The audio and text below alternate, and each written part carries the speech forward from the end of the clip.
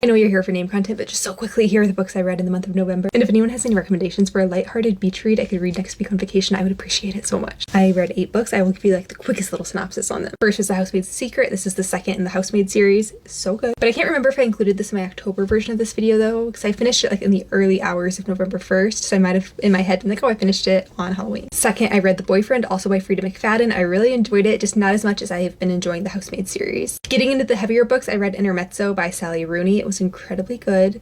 It's very character driven, and I sometimes struggle to get through those, so it was kind of a slog at the beginning, but once I got into it, I really enjoyed it. I gave it 4.5 stars. And finally, The Housemaid is Watching. I think I was feeling like a little vindictive that day when I gave it the ratings. I gave it 4.5, but I think I liked it just as well as I liked The Housemaid's Secret, so I'm gonna amend that now and say 4.75. Neither of them are as good as the first. Next, I read The Invisible Life of Addie LaRue. I loved this book, and I'm not usually big on heavy fantasy, and this has a little bit of fantasy in it, but it's not like so in your face or so aggressive that it feels like you're reading a fantasy novel. Like most of it feels very just like normal. My year of rest and relaxation.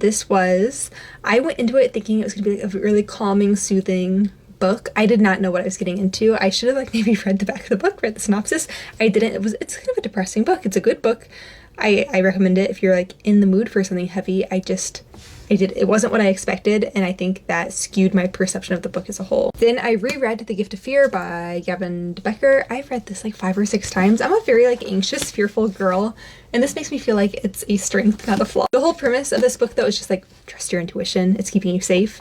And I feel like it's worth a reread every now and then. Finally, I read The Girls by Emma Cline, and this one, while it was a good read, it also just very much read like a Manson cult fan fiction.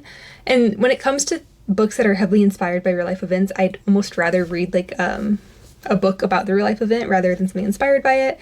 So while it was a good book, it's just not like my cup of tea. Like not that type of genre that's like so heavily lended from something that actually happened. Next on my agenda is The Wedding People. But if you have any recommendations for lighthearted, I can't do any more heavy books. Lighthearted books, I would love to hear them. I really appreciate it. And back to your normal naming content. I will be back next month with the books I read in the month of December.